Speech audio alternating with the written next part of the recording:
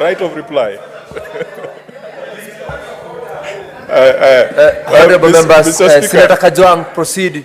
Mr. Speaker. The Honorable Senator Kinyua. Resume your seat, Senator Kinyua. Take your seat, Senator Kinyua.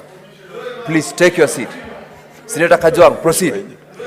Mr. Speaker, this being a procedural motion, I intended to make very minimal remarks until Senator Keroche spoke. And until Senator Keroche mentioned Senator Kajwang and Senator Cherargei. Mr. Speaker, let me start with the easier part. The easier part is to support this motion and to remind the House that we have a lot of work to do. And Mr. Speaker, we have a very short time to the end of the session. In the next few months, we will be hosting the East African Legislative Assembly Games here in Kenya, and we know how disruptive that is. In the next few months, we'll be having the Conference of Parties on Climate Change in Baku in Azerbaijan. In the next couple of days, a few of our colleagues will be going for the UN General Assembly. The schedule towards the end of the year is very packed. Mr. Speaker, we hope that we'll also be discussing the formula on revenue allocation. And for those of us who have been here, that has been one of the most contentious issues. And I'm happy Majority Leader corrects me that it will come in the next session. Mr. Speaker, we will be talking about our appointee to the Salaries and Remuneration Commission. So there's a lot of work, Mr. Speaker, not to mention Senate Mashinani, which is usually 1 week of serious work outside Nairobi. Mr. Speaker, I'm proud of the Senate, that even when we were on recess, the Senate kept the nation informed on the things that are happening in dark places in this country. If it was not for this Senate and the Committee of Roads that is chaired by Senator Karungo Athangwa and the Senator for Kisii, amongst others, this country would not have understood the problems at our airports and the issue of Adani. And Mr. Speaker, everywhere we go to, we are told that the Senate is doing a good job in keeping the government in check. I want to congratulate all those senators who have come out to speak about the excesses of those in power.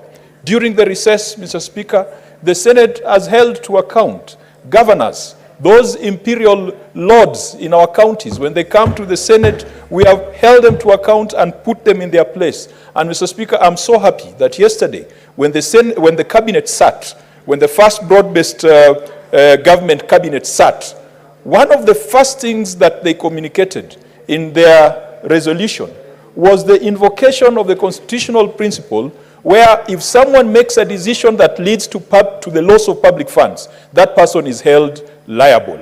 And Mr. Speaker, for the first time I saw from the cabinet a statement that public officers who contribute to loss of public funds shall be surcharged and shall be held individually responsible.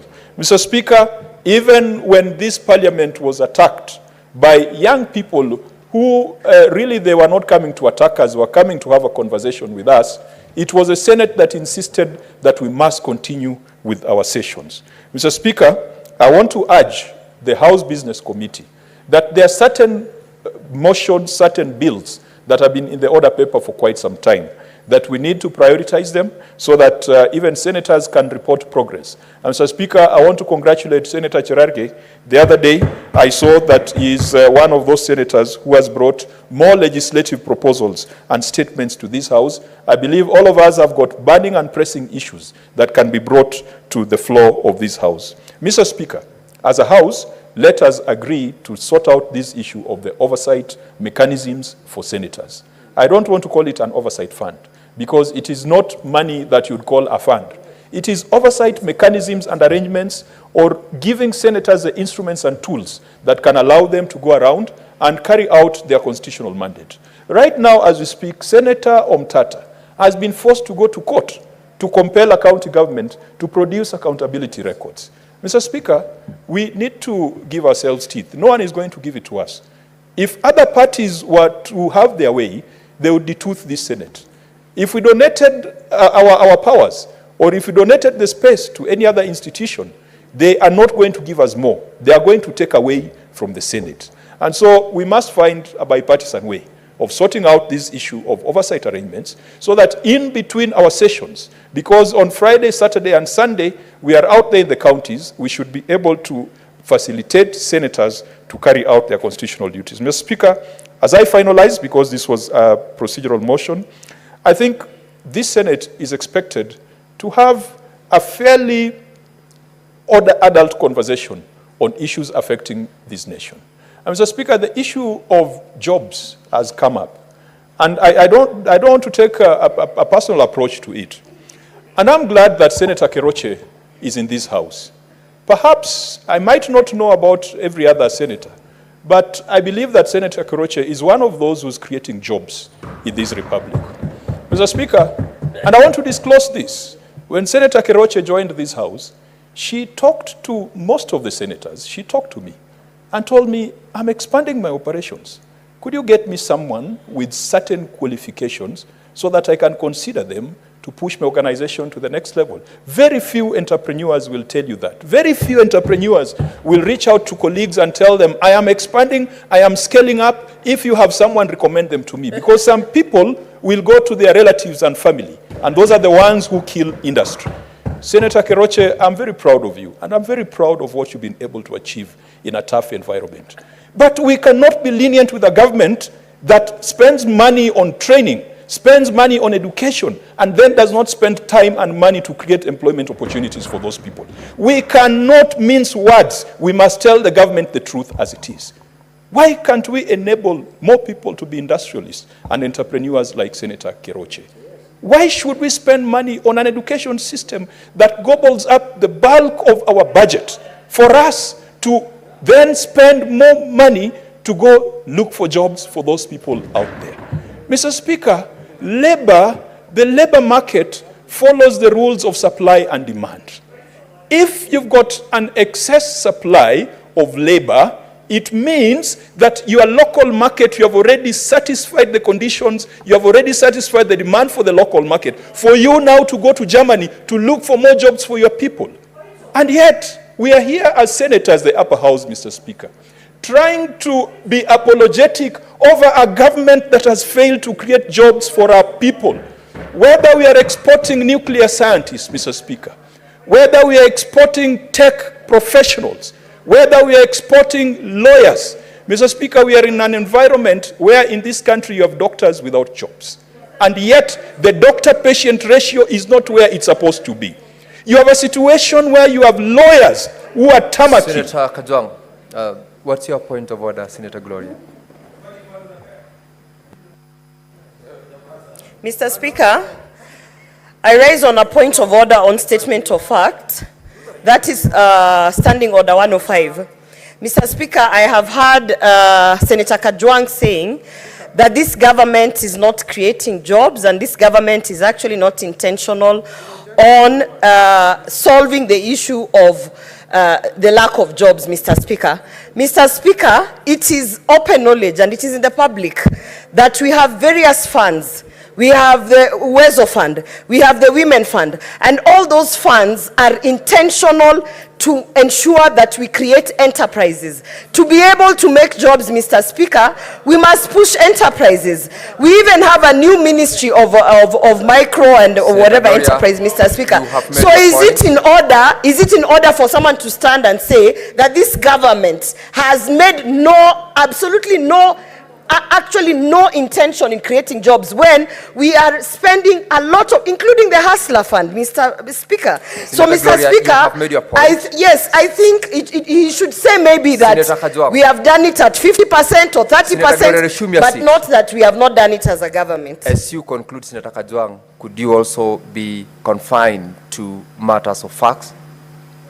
As you conclude. Mr. Speaker, I invite the House to peruse publicly available documents, the report of the Kenya Institute of Public Policy and Research, KIPRA, the report of the Kenya National Bureau of Statistics. The numbers are there. The unemployment ratio, the unemployment rate is there. The Federation of Kenya Employers, the rate of unemployment is there. It is not getting any better. And that is why you have now a policy of growing diaspora remittances. And Mr. Speaker, as I said, diaspora, the product that you are calling diaspora remittance is human capital. Mr. Speaker, when we went to the United States, in the state of Minnesota, we found highly trained Kenyan doctors running the medical services in that country. That is how it used to be in the past. They did not go there yesterday. They went there 20 years ago. That is how it used to be in the past, that we would produce doctors and export doctors. Mr. Speaker, we used to produce engineers and export engineers. Mr. Speaker, the London Metropolitan Transport System was designed and is supported by a Kenyan, produced and educated here in Kenya. In Minnesota, the state, Mr. Speaker, the head of nursing and medical services is trained at the University of Nairobi, did his locum and internship in Kenya.